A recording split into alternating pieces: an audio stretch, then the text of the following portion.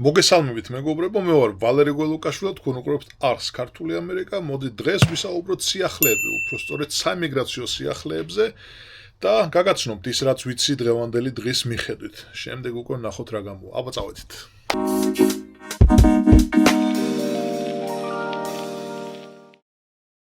ალბათ გაგახსენდებათ ვიდეო, ვინც რეგულარულად უყურებს ჩემს არხს, როდესაც აღნიშნე, რომ შესაძლებელი არის შემდეგი მწვანე ბარათის გათამაშება, შემდეგი იქნებოდა თუ იმის შემდეგი, გამხდარიყო ფასიანი ერთ-ერთი ტრამპის ინიციატივა, რომელიც შესულიყო კონგრესში და პალატაში, რომელიც უნდა განეხილათ, შეიცავდა საკითხს, რომ ფასიანი გამხდარიყო მწვანე ბარათის ლატარიის გათამაშებაში აპლიკაციის შევსება. საშუალოდ თუ არ ვცდები $250 ფარგლებში იყო განსაზღვრული, შეიძლება უფრო მეტიც, თითო აპლიკანტის შევსების საფასური და მოგების შემთხვევაში უკვე შემდეგი აპლიკაციის შევსება დაახლოებით $500 უნდა ყოფილიყო და ამაზე მიდიოდა მსჯელობა. ძალიან ბევრჯერ გადმოკეტდა ეს ინიციატივა, რა თქმა უნდა, მარტო საიმიგრაციოზე არ იყო. მარტო საიმიგრაციოზე კი არა, საერთოდ არ იყო საიმიგრაციო მთავარი ასპექტი ამ შემოთავაზებული ინიციატივაში, აქ საგადასახადო სისტემა იყო და სხვადასხვა რაღაცები, პლუს ესაც იყო ჩამატებული. მოკლედ, რამოდენიმე დღის წინ უკვე საბოლოოდ დახვეწეს ეს ინიციატივა, რომელსაც კენჭი უყარეს და ოფიციალურად კანონშიც შეიტანეს, თუმცა ვაისაუცრება, როდესაც კონგრესის ვებგვერდზე, ოფიციალურ ვებგვერდზე გადავედი და გადმოწერე ეს ფაილი, რათა წამეკითხა თუ საბოლოო ვარიანტი როგორი მიიღეს, საერთოდ ვეღარ ვიპოვე ეს ჩანაწერი, ანუ სამუშაო ვერსიაში იყო გათვალისწინებული ეს ცვლილება, მაგრამ უკვე დამთავრებულ ვერსიაში და მიღებულ ვერსიაში, რასაც უკვე კენჭი უყარეს და როგორც კანონი ისე მიიღეს, საერთოდ ჩანაწერი მწვანე ბარათზე აღარ არსებობს. გაქრა, ამოიღეს, რა ვიცი, გადაიფიქრეს. წინა ვიდეოში ვისაუბრე თუ რა უპირატესობა შეიძლება ქონოდა იმას, რომ მწვანე ბარათის ლატარიის გათამაშებაში ფასიანი აპლიკაციის შემთხვევაში მიეღო ადამიანს ხეირად, ჩამოვაყალიბე მეც აუტაურია, მაგრამ რომ მივხვდით, რა შეიძლება ყოფილიყო სარგებელი იმ შემთხვევაში თუ იქნებოდა ფასიანი. პლუსებზეც ვისაუბრეთ, მინუსებზე ჩემი გადმოსახედან უფრო მეტი პლუსი ვნახე ვიდრე მინუსი, მაგრამ ყოველ შემთხვევაში იმაზეც კმაყოფილები უნდა ვიყო და მადლობლები საერთოდ რო არ გააუქმეს ეს პროგრამა, რადგან ძალიან დიდი ხანია განსაკუთრებით ბოლო წლების მანძილზე და განსაკუთრებით ტრამპის ხელში რესპუბლიკელების ინიციატივა იყო ხოლმე, რომ საერთოდ მოუშალოთო და რაღაც მიზეზებს იგონებდნენ მწვანე ბარათის ნეგატიური მხარის ვითომ და ამ ლატარიეს პროგრამას იყენებდნენ არასასურველი ადამიანები ქვეყნისთვის შემოსასვლელად, რომელიც ჩემი გადმოსახედან სისულელეა, რომ ამ მნიშვნელობა დიდი შანსი იყო, რომ საერთოდ ამოიღოთ ესე იგი ეს პროგრამა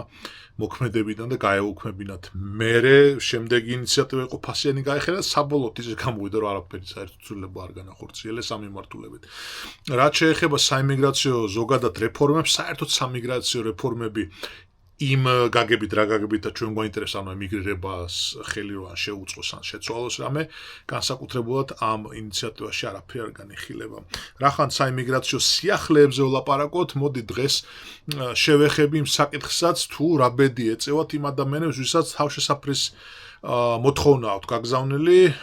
ეს იქნება პოლიტიკური, რელიგიური თუ რა მნიშვნელობა აქვს და ვინც მექსიკის საზღვრის კვეთით არის შემოზღუდული განსაკუთრებით იმ ადამიანებზე. მოგეხსენებათ, რომ რეგულაციის მიხედვით ამ ადამიანებს აქვთ უფლება კონსტიტუციურად რომ მოითხოვონ თავშესაფარი, შემდეგ გაყვნენ პროცესს და უკვე სასამართლოზე თუ საიმიგრაციო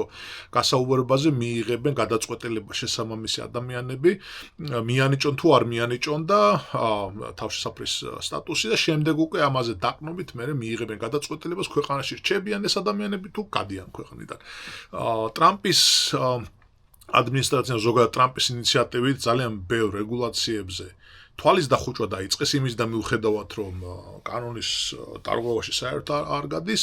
არ მოსწონს ის ფაქტი, რომ მანამ სანამ ეს ადამიანები ელოდებიან ამ გადაწყვეტილებას, ქვეყანაში იმყოფებიან და ოფიციალურად აქვთ უფლება რომ მოიპოვონ მუშაობის უფლება და დაელოდონ ამ გადაწყვეტილებას, იმის გამო რომ საკმაოდ გადატვირთული არის საიმიგრაციო სისტემა, როგორც სასამართლო ხარეს, ასევე საიმიგრაციო დეპარტამენტის ხარეს, იწელება ეს პროცესი, იწელებოდა ყოველ შემთხვევაში. აქამდე შესაბამისად ზოგადად ზოგი წლების მანძილზე ელოდებოდა თავის გასაუბრების დღეს და მანამ სანამ შეეძლო აიღო მუშაობის უფლება, გაეგრძელებინა აქ ცხოვრება და მოკლედ ასე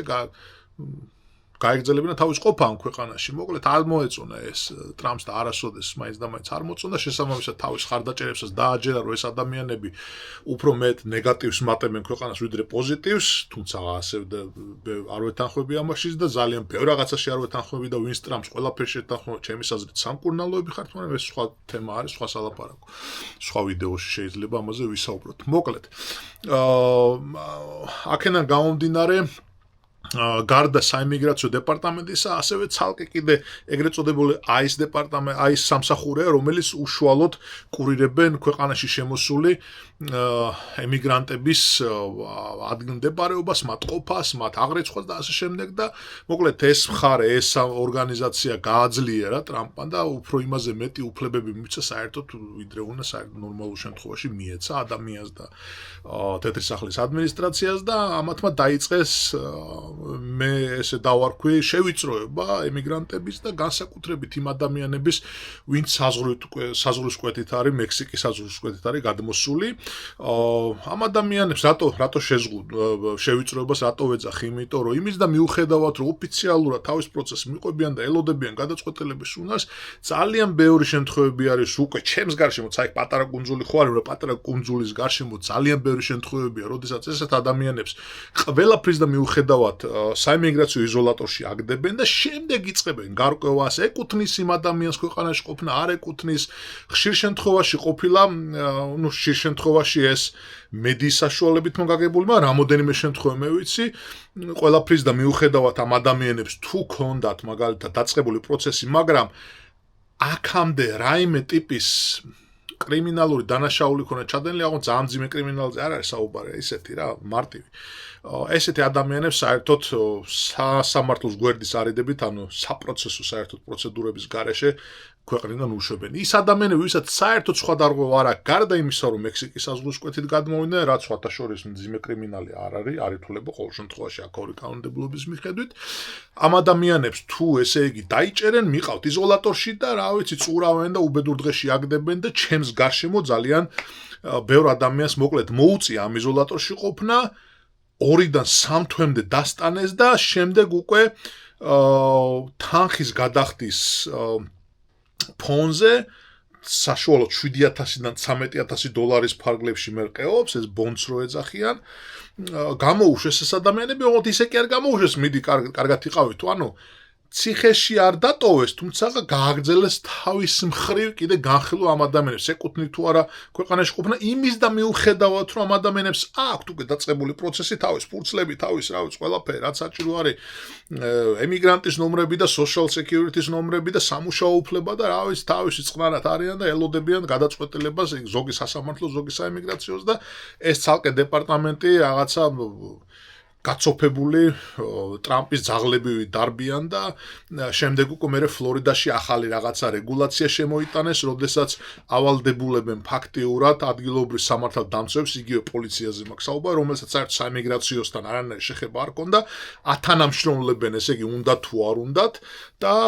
გაძლიერებული ძალებით გარდა ამ AIS აგენტებისა კიდევ ახლა პოლიციელებსაც მიეცათ საშუალება, რომ თქვათ, უბრალოდ ადამიანმა სიარულის დროს, მანქანის მართვის დროს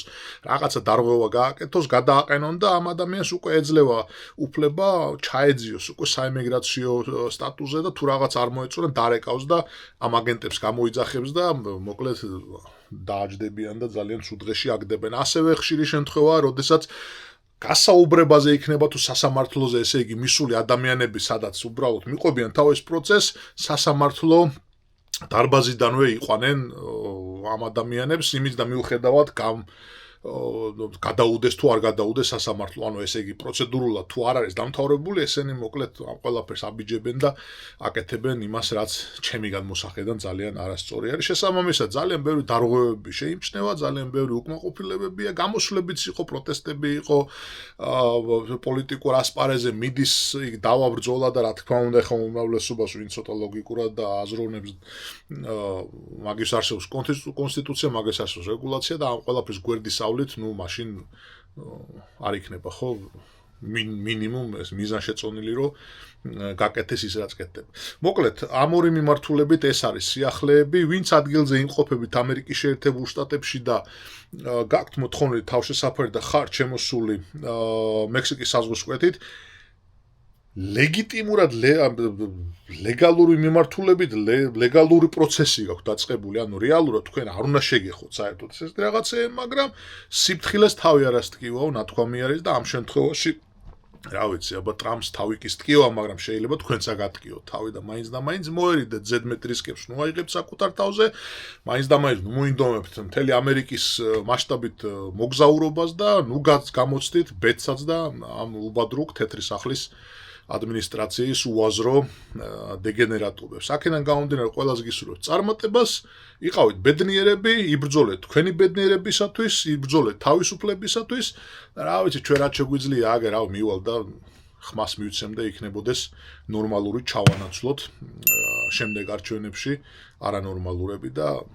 შესაბამისად ნორმალურად გავაგრძელოთ ცხოვრება აქაც და იქაც. აბა კარგად ბრძანდებოდეთ მომავალ შეხვედრამდე, ვიდეოს გამოწერამდე, აბა კარგად.